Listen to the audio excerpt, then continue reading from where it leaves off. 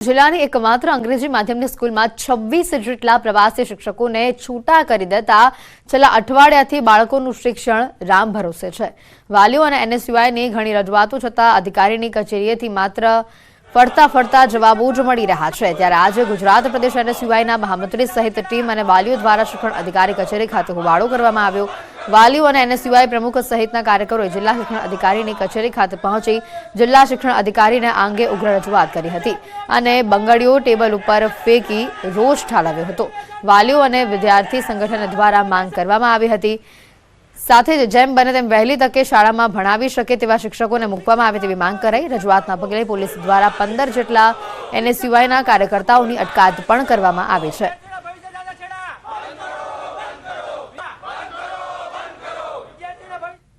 અત્યારે ત્યાં ચાલુ સત્રે પ્રવાસી શિક્ષક 26 જેટલા હતા, એ બધાને છોડી મૂકવામાં આવ્યા છે। અત્યારે જ્યારે અધૂરા સત્રે વિદ્યાર્થીઓને ત્યાં ગુજરાતી શિક્ષક મૂક્યા, ગુજરાતી શિક્ષકોને ભણાવતા આવડતું નથી। એમ કહે છે કે અમે આ લોકોને ભણાવી શકીએ એવી કેપેબલ નથી।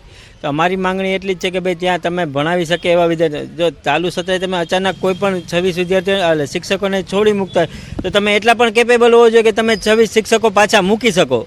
જિલ્લાની એકમાત્ર ઇંગ્લિશ મીડિયમ સ્કૂલ હોય ત્યાં 26 શિક્ષકોને એક જાત છૂટા કરી દેતા 1100 જે વિદ્યાર્થીઓ છે એનું ભાવિ જોખમમાં છે।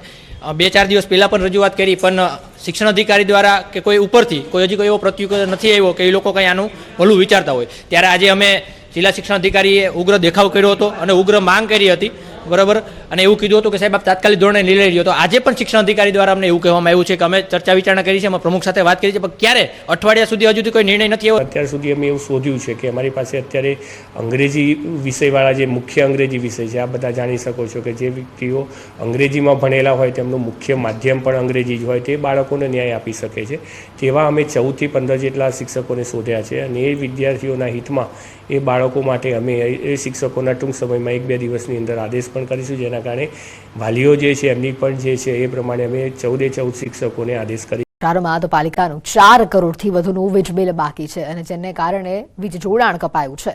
બનાસકાંઠાની ધાનેરા નગરપાલિકાનું લાઇટનું કનેક્શન કપાયું છે। ધાનેરા નગરપાલિકાનું 4 કરોડ 26 હજારનું વીજ બિલ બાકી હોવાથી યુજીવીસીએલે લાઇટનું કનેક્શન કાપ્યું છે। ધાનેરા નગરપાલિકાની લાઇટો કપાતા પાલિકામાં અંધારપટ છવાયો છે। સંવાદદાતા કિશોર ફોન લાઈન ઉપર જોડાઈ ચૂક્યા છે। કિશોર, વધુ માહિતી શું છે?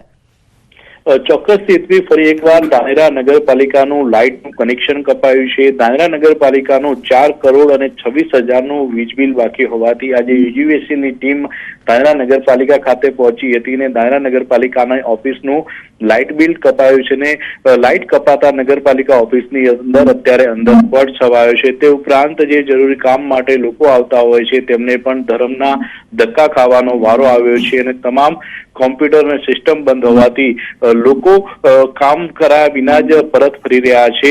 અને છેલ્લા 1 વર્ષની જો વાત કરીએ તો છેલ્લા 1 વર્ષમાં 3 વાર આ નગરપાલિકાનું વીજ બિલ કપાયું છે। આ વખતે જે છે નગરપાલિકાની બોડી નથી અને અત્યારે વહીવટદારનું ધાનેરા નગરપાલિકામાં શાસન છે અને ત્યારે આ વીજ બિલ ના ભરતા લાઇટ કપાતા અત્યારે તો નગરપાલિકાના કર્મચારીઓ અને સ્થાનિક લોકો મુશ્કેલીમાં મુકાયા છે। હેતવી, આભાર કિશોર, માહિતી બદલ।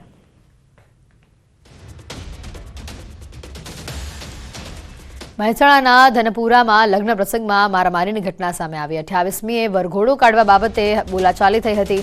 વરઘોડા સમયે હથિયારો સાથે મારામારી કર્યાનો આક્ષેપ છે। ગામના જ 10 લોકોએ હથિયારો સાથે મારામારી કરી હતી। પોલીસની દરમિયાનગીરીથી વરઘોડો નીકળ્યો હતો। બહુચરાજી પોલીસે 10